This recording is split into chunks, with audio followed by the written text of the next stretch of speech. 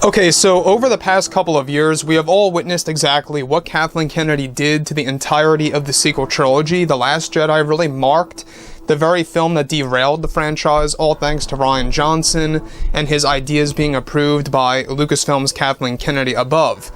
This is Mike Zero. Make sure to subscribe if you're new to the channel for future Star Wars content.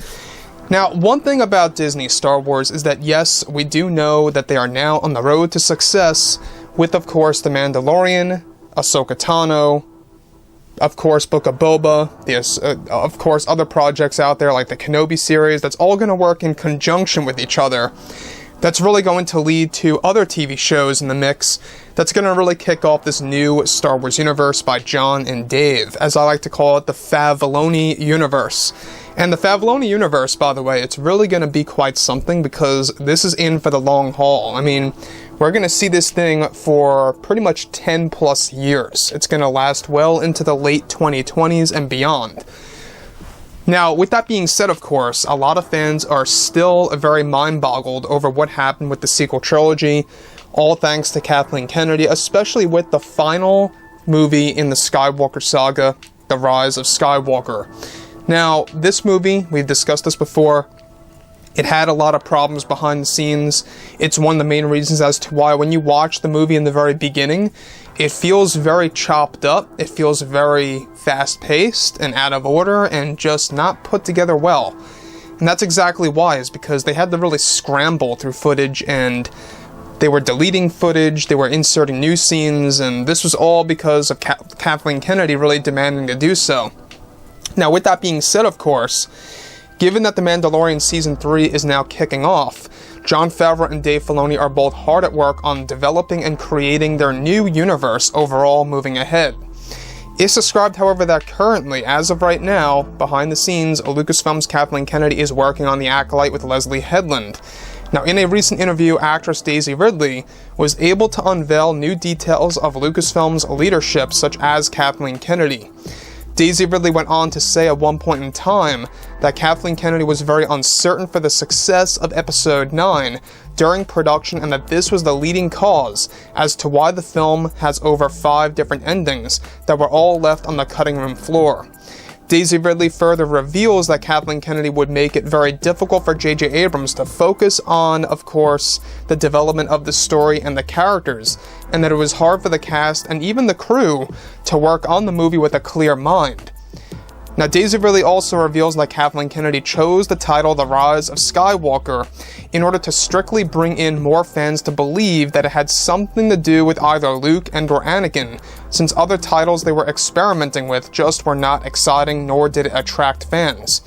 Daisy also reveals that Kathleen Kennedy strictly told J.J. Abrams to not use one piece of Colin Trevorrow's work since it was too original for the last saga film. So, let me stop right here for a second before I actually move on.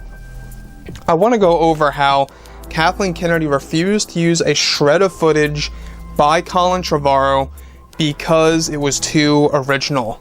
I think that this speaks volumes of Kathleen Kennedy's overall direction of Star Wars and why The Force Awakens felt like a New Hope 2.0.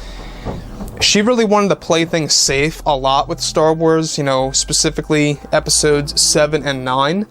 8 pretty much was her, I guess you could say, chance to do something very much different, but it was too different to the point where it just did not feel true to Star Wars at all in any scenario, right? A lot of fans will say that, including myself. Looking at everything that Kathleen Kennedy has done over the years, to me, it's just so shocking that you can take a major franchise as Star Wars and put it down to the ground. And thankfully, Jon Favreau and Dave Filoni, they are going through the rubble right now. They are fixing the Star Wars franchise and rebuilding it from the ground up. It's going to take time. Like anything that collapses, it's going to take time to rebuild it. Obviously, it's going to take a couple of years to really get it back to the way it was. But when we look at everything between Jon and Dave, they're already off to a great start. They have already proven that they can do incredible things. Look at what they did with Ahsoka. Look at what they did with Bo-Katan, Boba Fett, Luke Skywalker. Everything that they're setting up for Season 3, and even the Book of Boba Fett, and the Ahsoka Tano show, this is absolutely stunning. So, It, to me, was always surprising that Kathleen Kennedy could just do such a thing to major motion pictures, right? And then here you have Jon and Dave working on a far lower budget and on a TV show that's already turning Star Wars around. It really is. There's no denying it. I mean, look at how many fans shed tears over the entrance of Luke Skywalker. Look at how many fans got so emotional over his return because of how well written it was and because of what they did in the actual sequence to fix the character. In just 2 minutes or less, give or take, they were able to literally just fix Luke in one episode of a TV show on a lower budget of all things. So like I've said before in the past, guys, drop a comment below. Let me know about all of this in the comments, and if you guys did enjoy the content for today, do make sure to drop a thumbs up on this video to support the channel. I thank you all so very much for the kind support, and I'll catch you guys next time.